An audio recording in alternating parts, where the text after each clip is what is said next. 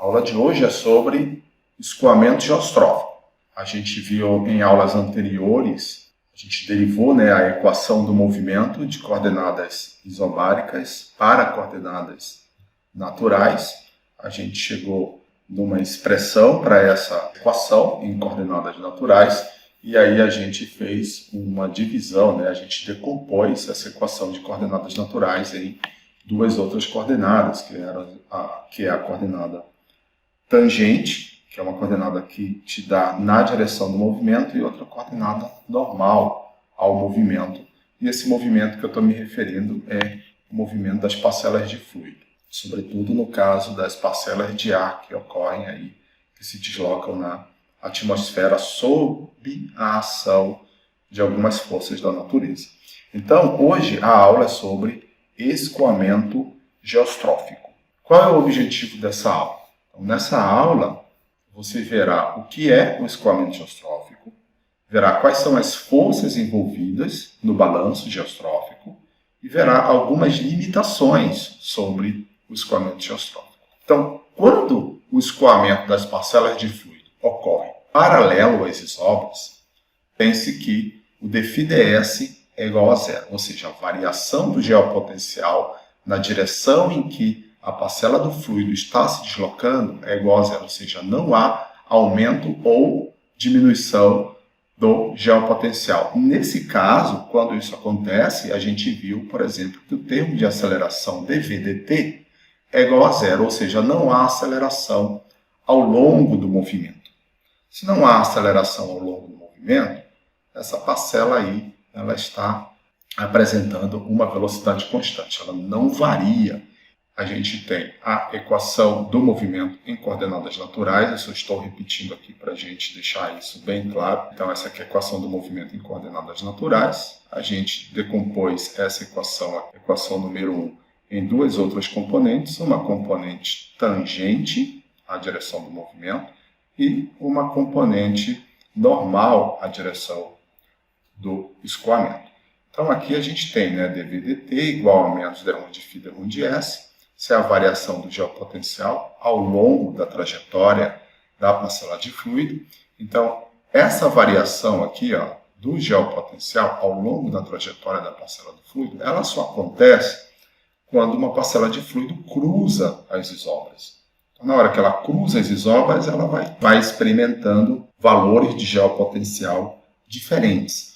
Só que aqui, para o caso do escoamento geostrófico, nós estamos assumindo que essa parcela de fluido se desloca paralelo às isóbaras. Então, ela não vai experimentar variação de geopotencial à medida em que ela se desloca. Então, nesse caso, quando isso acontece, a gente tem que a variação total da velocidade da parcela, ela não varia ao longo do movimento. Então, não há variação dessa velocidade ao longo do movimento, então a parcela apresenta um dv/dt igual a zero. Nesse caso, a gente fica aqui com a componente normal da equação do movimento em coordenadas naturais, como eu falei para vocês na aula anterior. Então, a gente tem aqui que o v quadrado sobre r mais fv igual a menos d1 de φ d1 de n, onde esse termo está associado à força centrífuga, à força de Coriolis, o FV representa a força de Coriolis, e o menos d1 de φ d1 de n representa a força do gradiente de pressão. Então, nesse caso, o que vai acontecer?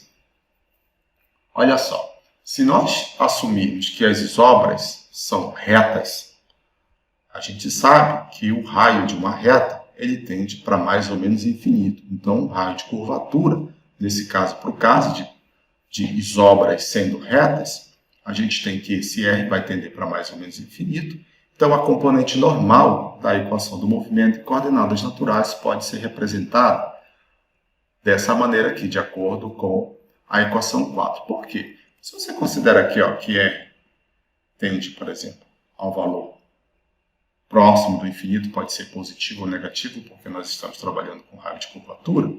Então, esse termo aqui, v quadrado sobre R, ele vai ficar muito pequeno. Ele não vai zerar, tá? Mas ele vai ser um termo muito pequeno e pode ser considerado, ele pode ser desprezado, na verdade, dessa expressão aqui. E uma vez ele sendo desprezado, a gente tem que o balanço entre FV e o de Rondifie de Rondienne, ou seja, o balanço entre a força de Coriolis e a força do gradiente de pressão. Isso aqui só aconteceu, a gente só chegou nessa expressão, porque o R é próximo do infinito, né? O R tende ao infinito. Então, a gente desconsiderou o termo associado à força centrífuga.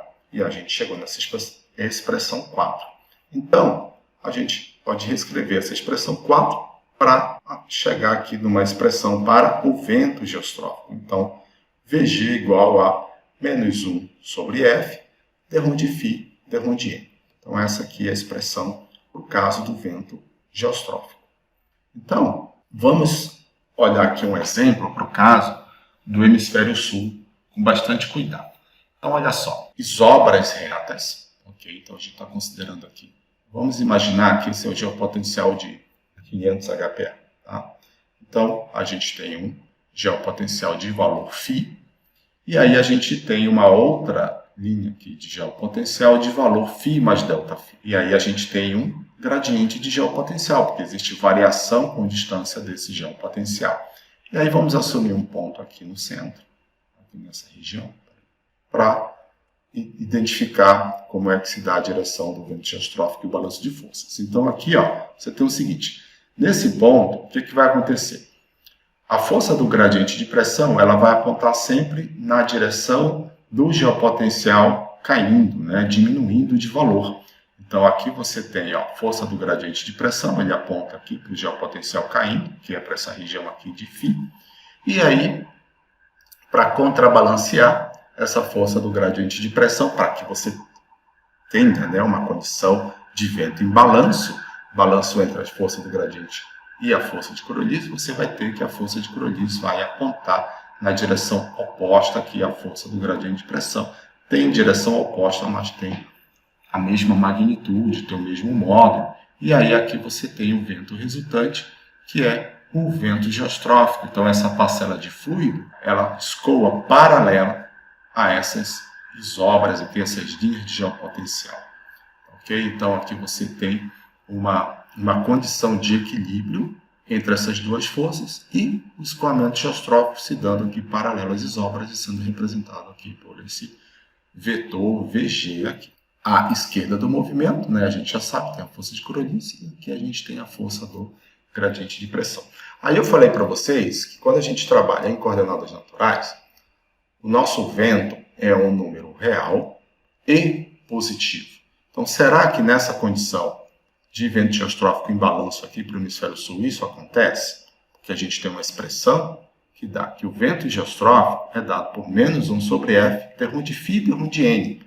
Mas lembrando que o VG, tá, o vento, em coordenadas naturais, para ele ser considerado como uma solução possível, tá, ele tem que ser um número real e positivo. Então, vamos pegar aquela expressão lá que eu mostrei para vocês, para o caso do VG, do vento geostrófico. Então, a gente tem um VG aqui igual a menos 1 sobre F de Rondifie de Rondienne. Tá? Lembrando que isso aqui não é um vetor, ok? Isso aqui é um escalar. Então, VG igual a menos 1 sobre F de Rondifie de Rondienne. E aí, eu estou dizendo aqui, olha, o VG ele é um número positivo. Por que será que ele é um número positivo? Vamos dar uma olhada aqui por que ele é um número positivo. Então, a gente tem menos 1 sobre F, a gente está no hemisfério sul. No hemisfério sul, o F é negativo. O que acontece com o final? Perdão, o que acontece com o sinal do de Rondifie de Rondienne? Então, vamos ver aqui, ó. O que está acontecendo com o geopotencial à medida que N, por exemplo, cresce? Se a gente for colocar um vetor N aqui, ó, T, nesse ponto, estaria, o T, vetor tangente, estaria aqui, e o vetor N, né, unitário, está à esquerda do movimento. Ó, certo? Então, N cresce para a esquerda, a partir desse ponto. Então, quando você olha para o φ, o que está acontecendo com o φ, com o geopotencial, à medida que N aumenta? Ele está aumentando, ó, né? O geopotencial está aumentando dessa região para cá. Ó. Então, você tem um φ, aqui você tem um φ mais um ΔΦ. Então, com N, o φ está aumentando com N. Então, o derrom de φ derrom de N é positivo. Então, você tem que negativo com negativo vai te dar um número positivo. Então, o VG é o número real, é o escalar e positivo. Então, isso aqui é uma solução possível numa condição como essa aqui para o vento geostrófico no hemisfério sul. Agora vamos ver o que acontece para o caso do hemisfério norte. Isso aqui é o balanço de forças para o vento geostrófico no caso do hemisfério sul. Por hemisfério norte, o que é que a gente vai ter? Vou pegar aqui a mesma posição que a gente pegou antes, aqui, por exemplo. E a gente tem aqui, ó, isóbaras, tá, sendo representadas aqui pelas linhas de geopotencial. Então, a gente tem linha de geopotencial aqui. Esse cara aqui vale φ, essa linha vale φ, e essa linha aqui vale φ mais ΔΦ. O que está acontecendo? A força do gradiente de pressão, nesse ponto, vai apontar para a pressão caindo. Então, a gente pode olhar para onde o geopotencial está caindo. O geopotencial cai para cá. Ó. Então, a gente tem que a nossa força do gradiente de pressão aponta nessa direção. Para contrabalancear a força do gradiente de pressão, o que é que a gente tem? A gente tem a força de Coriolis. E, ó, a força de Coriolis está à direita do movimento. Né? Então, aqui, se você está plotando, imagine que ainda você não tem esse vetor plotado, né? Você só tem a linha de geopotencial. E aí você sabe como é que esse geopotencial está variando. Você plota, por exemplo, aqui no seu esquema, a força do gradiente de pressão, que ele aponta para onde o geopotencial está caindo. Nesse caso, para contrabalancear essa força do gradiente de pressão, já que você está numa condição de escoamento geostrófico, então a força de Coriolis tem que apontar na direção oposta com a mesma magnitude. E aí a gente sabe que a força de Coriolis está à direita do movimento, no caso do hemisfério norte. Então, o movimento aqui da parcela de fluido se dá nessa direção, daí você tem o vento geostrófico aqui. O vento geostrófico em balanço com essas duas outras forças. E aí o que, é que a gente vai ver agora? Um sinal de VG. Né? Vamos ver se nessa condição aqui a gente chega num número real e positivo para o caso do vento geostrófico no hemisfério norte. Então, aqui, ó. VG, a gente está vendo aqui que ele é positivo, agora a gente vai ver por quê. Então, olha só, da equação menos 1 sobre F, derrom de φ, derrom de E. No hemisfério norte, o F é positivo. O que está acontecendo com dφ dE? Olha lá. T, aqui, vetor tangente, coordenadas naturais, N aponta para a esquerda, o N positivo aponta para a esquerda do movimento, aqui. O que está acontecendo com o geopotencial à medida que N aumenta? Ele está caindo. Né? Nessa direção o geopotencial está caindo. Então, o geopotencial ele cai à medida que N aumenta. Então, esse cara aqui é o derrom de φ, derrom de N é negativo. Então, você tem negativo com negativo, dá um positivo. Então, VG é maior que zero, ou seja, um número real e positivo. Então, isso aqui é uma solução para o caso do vento geostrófico. Vocês viram que a gente consegue determinar a direção do vento geostrófico a partir desses campos aí, a partir dessas isolinhas de geopotencial. Então, com isolinhas de geopotencial, você consegue determinar para onde o vento geostrófico está apontando e ver também se essa condição de VG ela é positiva ou não para o esquema que você está fazendo. Tudo começou com a seguinte consideração quando eu fui falar de vento geostrófico. Começou com a condição de que o escoamento das parcelas de fluido se dá paralelo às isóbaras. Mas não só isso. Essas isóbaras precisam ser retas. Uma vez que elas sejam retas, o raio de curvatura tende para mais ou menos infinito. E o termo associado à força centrífuga, ele pode ser desprezado. Então, nesse caso, a gente tem um escoamento em balanço com duas forças. Um escoamento em balanço resultante de duas forças, que é a força de Coriolis e a força do gradiente de pressão. Então, eu não posso, por exemplo, vou começar logo com o que não pode ser feito, né? Por exemplo, a gente não pode considerar isóbaras curvas. Então, a gente não pode fazer um esquema de escoamento geostrófico onde as isobras estão curvando. A gente tem que usar uma condição onde essas isobras são retas. Então, eu posso pegar, por exemplo, nessa posição, onde é que a gente está? A gente está em 200 HPA, aproximadamente 11,7 km de altitude, está bem fora da camada limite, muito longe, onde o efeito do atrito nem é sentido. Então, se a gente pegar uma condição aqui, ó, onde essas isobras são retas, deixa eu só aumentar, deixa eu ver se eu consigo aumentar aqui o tamanho da figura. Então, vamos lá. Então, a gente tem uma condição aqui, por exemplo, nessa posição, que as isobras podem ser consideradas como retas. Então, aqui, ó, nesse ponto, o que a gente está vendo aqui? A gente está vendo o escoamento se dando nessa direção aqui, ó, na direção assim, de noroeste para sudeste. Okay? Então, o que está acontecendo aqui? Se a gente pega essa posição, a gente vê que a gente tem um vetor mais ou menos aqui, ó. Como é que seria o balanço de forças nessa situação? Então, o que é que a gente consegue ver aqui? Isso aqui são campos de altura geopotencial. E altura geopotencial nada mais é do que o geopotencial multiplicado pela aceleração da gravidade. Então, se você olhar aqui, ó, essa linha de geopotencial, a gente começa aqui com 11.778 metros, e aí vai caindo, ó, 11.388 metros, 11.310 metros. Então, se a gente pegar nessa posição, o geopotencial cai, ó, nessa direção normal a esse ponto, a esse V aqui, ó, a gente tem que o geopotencial cai. Então, aqui, ó, aqui uma linha apontando para cá, que representa aqui a força do gradiente de pressão. Como a gente está trabalhando com vento geostrófico, a gente sabe que deve haver uma outra força de sentido oposto e mesmo a magnitude apontando aqui nessa direção, que seria quem? A força de Coriolis. A força de Coriolis, nesse caso, está à esquerda do movimento da passada de fluido nesse ponto. Então, você tem um V, força de Coriolis, força do gradiente de pressão.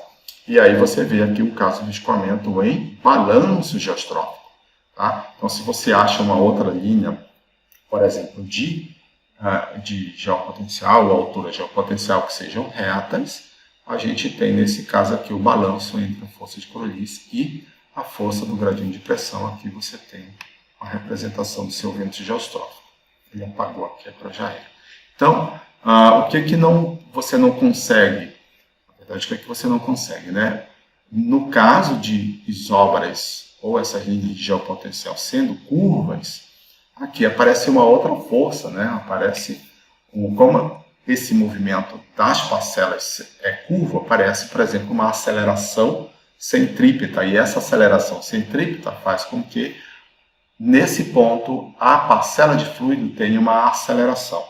Então, aqui apareceria uma outra força de reação, que é a força centrífuga, e aí, nessa condição de escoamento curvo, você não teria mais um balanço geostrófico, seria, nesse caso, o balanço gradiente, onde você tem um balanço entre a força do gradiente de pressão, a força de Coriolis e a força centrífuga. Então, vamos pegar aqui uma condição lá, deixa eu só voltar aqui, lá no hemisfério norte. Deixa eu ver se tem uma condição aqui no hemisfério norte que a gente possa incluir. Latitudes médias, aproximadamente latitudes médias, isobras retas, fugindo de regiões com curvatura, ok? Então, aqui pode ser uma região onde você pode plotar um vento em balanço geostrófico. Tá?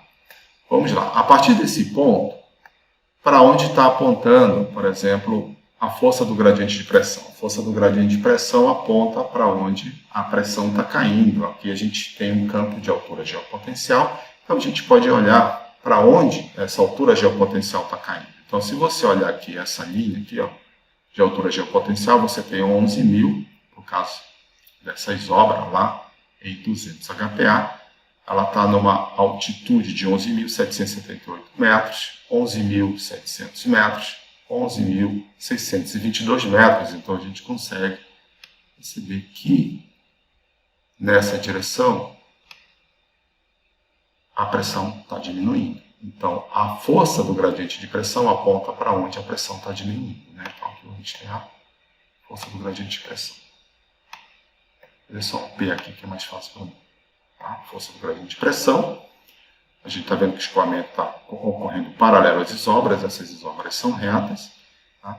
E aí, como a gente está numa condição de vento geostrófico, você vai ter que, aqui, ó, a direita do movimento, né, contrabalanceando a força do gradiente de pressão, a gente tem a força de Coriolis.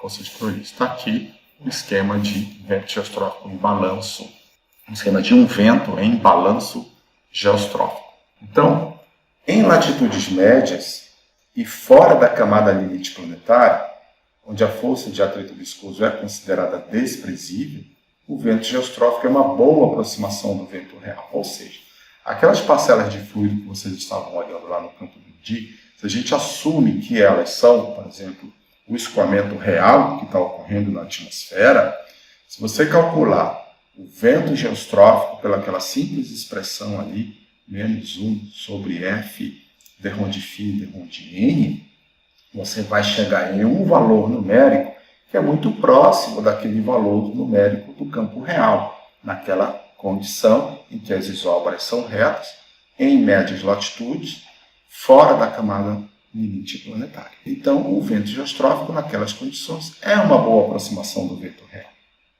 Então, lembrando que próximo da superfície, né, próximo ali onde o atrito ele já não pode ser mais desprezado, sobretudo ali dentro da região da camada limite, né, esse balanço geostrófico não é alcançado, porque aparece uma terceira força que seria a força de atrito, retardando o movimento, diminuindo aquela velocidade. Com redução daquela velocidade você vai ter uma resposta a essa velocidade, que é a força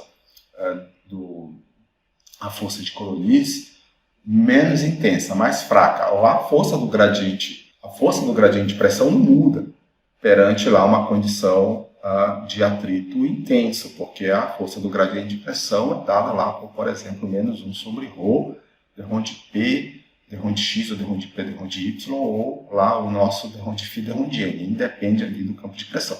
Só que a força de Coriolis, ela é função da velocidade. Então, para maiores velocidades, você tem maior força de Coriolis. Para menores velocidades, você tem uma força de Coriolis menor. Então, próximo da camada limite, o atrito limita a força de Coriolis, porque a velocidade é um pouco menor, por conta da força de atrito, e aí aquele balanço entre a força do gradiente de pressão e a força de Coriolis não é alcançado. É alcançado um outro balanço, que é a força do gradiente de pressão com a força de Coriolis e a força de atrito. Nesse caso, não vale o balanço geostrófico.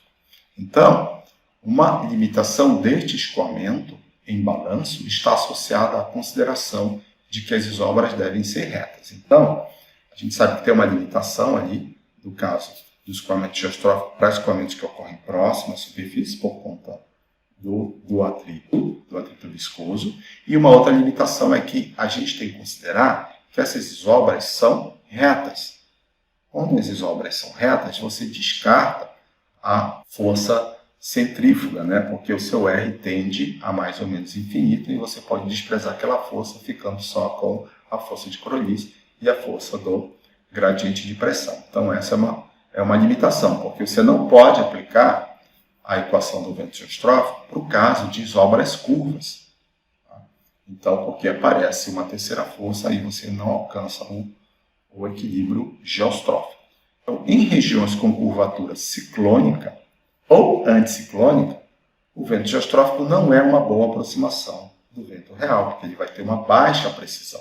Ou seja, se você quer determinar um valor numérico para aquelas parcelas de fluido escoando ao longo de isobras com curvatura, você tem que aplicar uma outra equação, que é a equação do vento gradiente, porque daí o vento gradiente ele tem uma outra parcela da equação, que está associado à força centrífuga, que vai te dar uma precisão maior do que se você usar a equação do vento geostrófico, onde não leva em consideração essa força, e aí você vai estar, em alguns casos, calculando o vento naquela região com curvatura pela equação do vento geostrófico, se afastando da realidade.